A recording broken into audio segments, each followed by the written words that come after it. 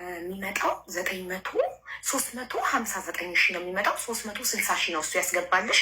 እኔ 500 ሺህ ያስገባላት በቃ ሰደቃ ይሁን ከአንተ ሰጣት ብዬ እሺ ብሎ ነበረ።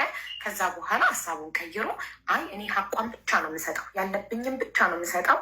ስለዚህ ያለብኝ ይኸው ምንዛሬው ብሎ ከጎግል ስክሪንሻት አድርጎ ልኮ በባንክ ምንዛሬ ዛሬ ባለው ምንዛሬ 9,000 ሪያል የሳውዲ 9,000 ሪያል በባንክ ምንዛሬ 359 ሺህ ምናምን ነበር የሚመጣው። 360 ሺህ አስገብቶልሽ ደረሰኝ ልኮልኛል እና አልሐምዱሊላ ማለት ነው። ይህንንም በህግ እንሂድ ብትይ ያው ማስረጃም ምንም ስለሌለ ምንም አይነት ደረሰኝም ሳይኖር በካሽ ነው በእጆ የተሰጠው።